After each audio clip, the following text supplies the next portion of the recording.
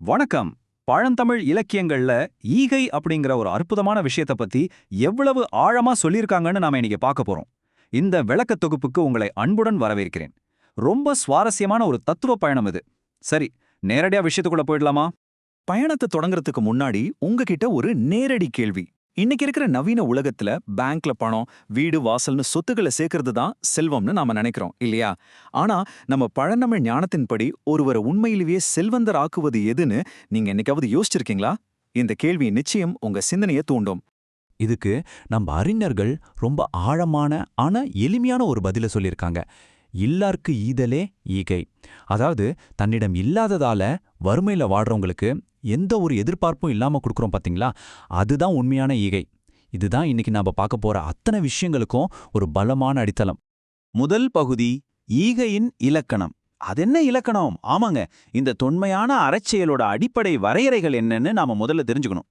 இன்னைக்கு நாம பார்க்க போற தகவல்களுக்கெல்லாம் ஆணிவேர் இந்த நூல்தான்.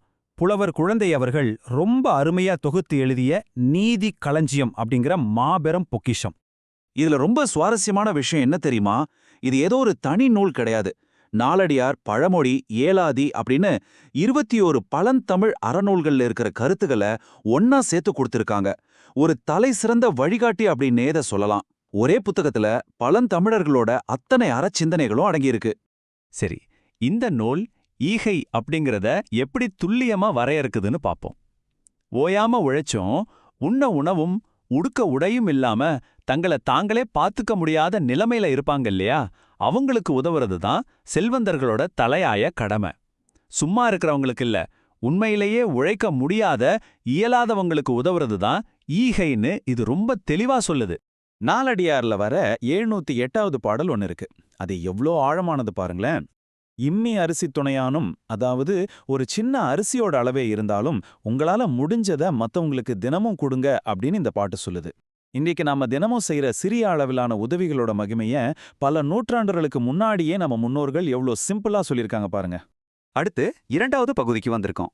கைமாறு கருதா ஈகை. அதாவது எந்த ஒரு எதிர்பார்ப்பும் இல்லாம கொடுக்கறது. நாலடியாரோட 710வது பாடல்ல இயற்கையோடு இணைஞ்ச ஒரு அட்டகாசமான உருவகத்தை பயன்படுத்தியிருக்காங்க. ஒரு சிறந்த கொடையாளியோட மனச வானத்திலிருந்து பெய்கிற மழையோட ஒப்பிடுது இந்த பாட்டு.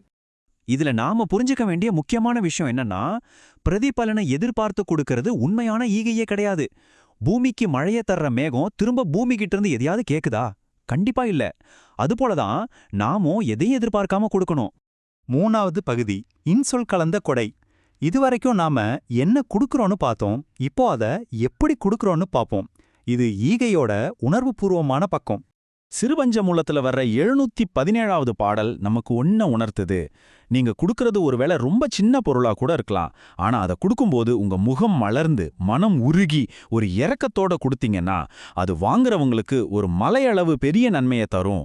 அன்பு கலந்த சின்ன உதவிக்கோ அவ்வளோ பெரிய சக்தி இருக்கு.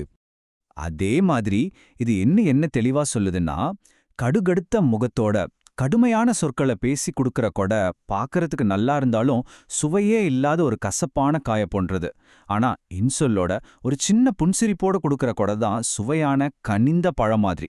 கொடுக்கற விதம்னா அந்த கொடையோட முழு மதிப்பையும் தீர்மானிக்குது. சரியா? சரி, 4வது பகுதிக்கு போவோம். யாருக்கு ஈதல் வேண்டும்? இதுவரைக்கும் கொடுக்கறவங்கள பத்தி பேசின நாம இப்போ அந்த உதவியை வாங்குறவங்க யாரு? நம்ம உதவி யாருக்கு முதல்ல போய் சேரணும் அப்படிங்கறத பத்தி பாப்போம். ஏலாதி அப்புறம் சிறுபஞ்சமூலம் நூல்கள்ல வர்ற 718, 719 மற்றும் 720வது பாடல்களை எடுத்துக்கிட்டீங்கன்னா, சமூகத்துல யார் ரொம்ப நலிவடைஞ்சிருக்கிறாங்க, யாரால தங்களையே காப்பாத்திக்க முடியாதுன்னு ரொம்ப துல்லியமா ரொம்ப அக்கறையோட பட்டியலிடுறாங்க. அந்த பாடல்கள் காட்டுற முன்னுரிமை இதுதான். பார்வையற்றோர், நடக்க இயலாத மாற்றுத்திறனாளிகள், நோயால வாடுறவங்க, முதியவர்கள், அதுக்கப்புறம் தீர்க்க முடியாத பெருங்கடலில் சிக்கி தவிக்கிறவங்க, அப்புறம் பெற்றோர் இல்லாத ஆதரவற்ற குழந்தைகள். இவங்களுக்கு உதவுறது தான் அறத்தின் உச்சம். இவங்களை பாதுகாக்கிறது ஈகையோட முழுமையான கடமை. நாம இப்போ 5வது மற்றும் இறுதி பகுதிக்கு வந்துட்டோம். கொடையாளரின் அழியா புகழ். நம்ம எல்லார் மனசுலயும் இருக்கிற ஒரு பெரிய பயத்தை பத்தியும் அதுக்கான ஒரு தத்துவார்த்தமான தீர்வை பத்தியும் தான் இந்த செக்ஷன்ல பார்க்க போறோம். அந்த பயம் என்னன்னா, இப்படி மத்தவங்களுக்கு தொடர்ந்து கொடுத்துக்கிட்டே இருந்தா நம்ம செல்வம் குறைஞ்சு நாமளே ஏழை ஆகிருவோமா? இந்த கேள்வி ஒரு முறையாவது நம்ம மனசுல வந்திருக்கும் இல்லையா? இதுக்கான ஒரு அழகான பதில இப்ப பாப்போம். பழமொழியில வர்ற 715வது பாடல் செல்வம் குறைஞ்சிடுமோ அப்படிங்கிற நம்ம பயத்தை ஒரு ஆழமான ஊரும் கிணற்றோட உவமை மூலமா ரொம்ப அழகா போக்குது. இதோட விளக்கம் ரொம்ப சிம்பிள்ங்க. ஒரு கிணத்துல இருந்து நாம தண்ணியை இறக்க இறக்க எப்படி புது நீர் உள்ள இருந்து சுரந்துகிட்டே இருக்குமோ அதே போலதான் உண்மையான செல்வமும். அது மத்தவங்களுக்கு கொடுக்க கொடுக்க குறையவே குறையாது. மாறா அது பெருகிக்கிட்டே தான் இருக்கும். இதுதான் உண்மையான ஈகையோட மிகப்பெரிய ரகசியம். இது அப்படியே நாலடியாரோட 709வது பாடலோட இணைச்சு பாருங்களேன். ஈகை குணம் கொண்ட ஒருத்தரோட செல்வம் ஊர் நடுவுல நின்னு எல்லாருக்கும் பழம் கொடுக்கற மரத்தை போன்றது. ஆனா மத்தவங்களுக்கு உதவாத ஒருத்தனோட செல்வம் சுடுகாட்டுல காய்க்கிற யாருக்கும் பயன்படாத மரத்துக்கு சமம்னு இது ரொம்ப ஆணித்தரமா சொல்லுது.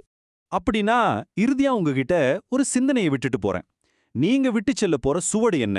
உங்க செல்வம் யாரும் நெருங்க முடியாத சுடுகாட்டு மரமா இருக்க போகுதா, அல்லது ஊர் மக்கள் எல்லாருக்கும் இனிமையான பழங்களை கொடுக்கிற ஊர் நடுவே இருக்கிற மரமா இருக்க போகுதா? இத பத்தி ஆழமா சிந்திச்சு பாருங்க. இந்த கேள்வியோட இன்றைய விளக்க தொகுப்பை நான் நிறைவு செய்றேன். மீண்டும் ஒரு சுவாரஸ்யமான தொகுப்புல நாம சந்திக்கலாம்.